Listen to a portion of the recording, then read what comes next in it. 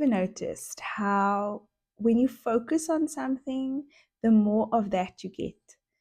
If it's a dream, if it's a fear, if it's a worry, or just something you want, it's as if the universe rearranges itself to give you more of that. Now, that's what we call where your attention goes, your energy flows.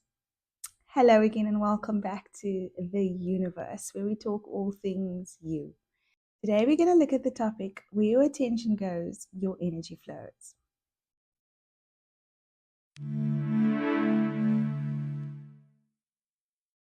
Let's explore why this happens, from the principles of the science of the brain to the spiritual principles that underpin this universal truth. Of course, I'll share some practical tips on how you can apply this in your daily life.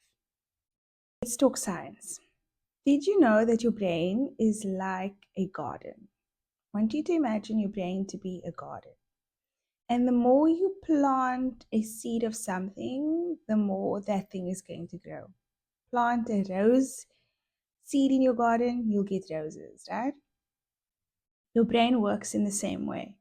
When you are planting a thought, the more you plant or the more you think of that thought, the more it's creating neural pathways in your brain. Now, the brain, you might think, and if you're listening to this, be like, Giselle, I am X years old. There's no way that my brain can create new neural pathways or new thought patterns. And that's where you are wrong. Now, your brain works in what we call neuroplasticity. So the more you think of something, the more it's creating a footpath, right? Like I said, a neural pathway in your brain. And the more you ponder on that thought, whether it's a thought, a fear, a goal, a dream, the pathway just gets stronger. Now imagine in a garden, you're walking the same pathway. At first, the garden is filled with grass.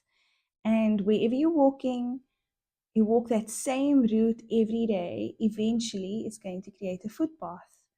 That's the same way our brains work when we are thinking thoughts. Part of the brain is called the Reticular Activating System.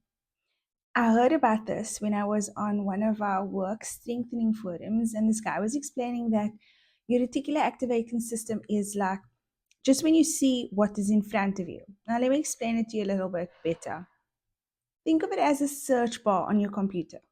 Right? So you type in a word, and it's going to search through thousands of things on the internet and filter just the stuff that you are looking for.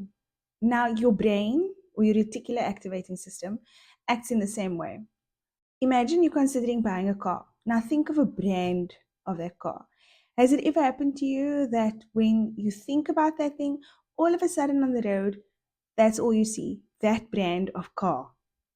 So, what happened? Did the world just all of a sudden get that brand of car? No. That's your reticular activating system highlighting the things that you are thinking about.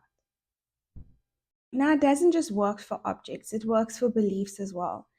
If you are telling yourself, I'm really bad at public speaking, or I could never ever do that, the more you tell yourself that, the more your reticular activating system is going to give you more of that.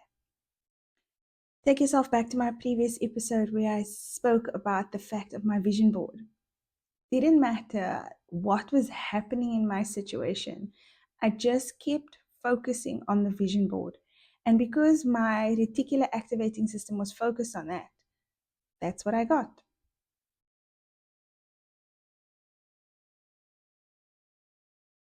Expand on this idea in the spiritual realm. In many traditions and beliefs, they speak about where your attention goes, your energy flows. Think of it like this. Your thoughts are actually a form of prayer. The more you're thinking about something, the more you are praying on it, the more you are meditating on the thing that you are thinking of. And I love how this aligns with the principle of faith. Because manifestation also speaks about believing before seeing. So you have to believe that your situation is X, Y, and Z before it actually shows up like that in your reality. And I read the story also about Oprah Winfrey, where she spoke about the circumstances in which she grew up in, but she had constantly seen herself as rich. She constantly saw herself as wealthy. And eventually, her thoughts, her focus, caught up to her reality or perceived reality. And whichever higher power or being you believe, bringing your attention and focus to that divinity, lining your attention to divinity in that way. When you think of things that you are grateful for, when you are experiencing happiness and joy, you are aligning to your source, to your God.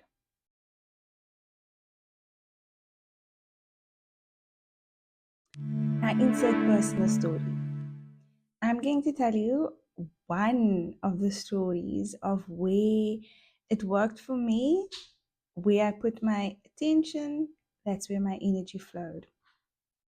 So prior to me having my current job, my current role, again, I had made a vision board for that year. And on the vision board, one of the things were for my career, for my job, I needed to get out of the job that I was in for various reasons. And I didn't actually know what it is I wanted to do, right? I didn't know where it is I wanted to go. I just knew the following. So on my vision board, I put creative. I want to be creative in my job, amongst other things. And at that point, no job prospects, nothing in the cards. I had not applied for anything. And lo and behold, this institution had available positions. Me, there were like 9 available positions at this institution. I took my CV, copy paste, sent it off, and I left. And I didn't think about it again. I was just like, okay, sending out CVs, we'll see where it lands. I wasn't in a position where I was like, okay, needed to go because I had lost my job. So I wasn't placing that amount of pressure on myself. And one day I'm sitting and I get a call and I go for the interviews and long story short, the position that I currently occupy, the title, part of the title is Creative Design Manager. And you can't make that up. You just can't. Where your attention goes, your energy flows. Whatever you are focusing on, that is what you are going to get more of. So, in order for you to snap yourself out of it, as I've said countless times before, is for you to start to bring an awareness to what it is that you are thinking. And when you start bringing awareness to what it is you are thinking, you'll soon notice that you'll start to bring awareness to what it is you are saying. Because you'll realize that your thinking, your emotions, and eventually your speech will change. The narrative will change. And because the narrative is changing, what you receive in your reality will also change.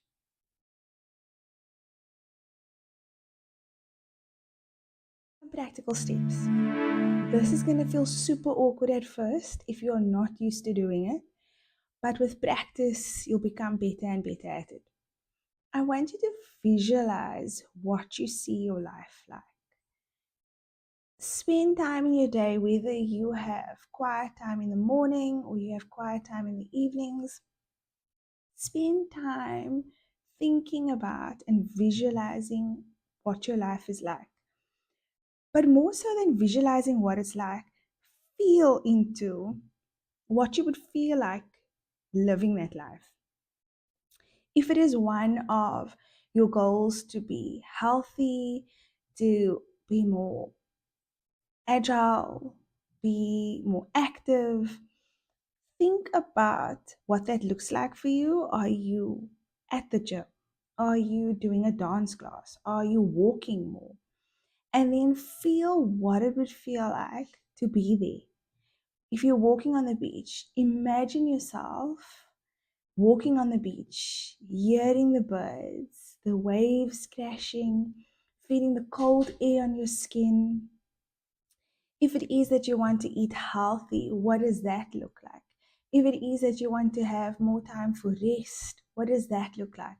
But feeling into it is more important than actually visualizing it, because feeling into it creates the vibration where you start attracting that in your life.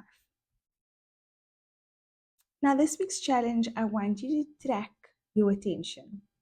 Yes, have a little track of yourself this week, and at the end of each day, just think about, where was my attention today? Was my attention more negative or was my attention more positive?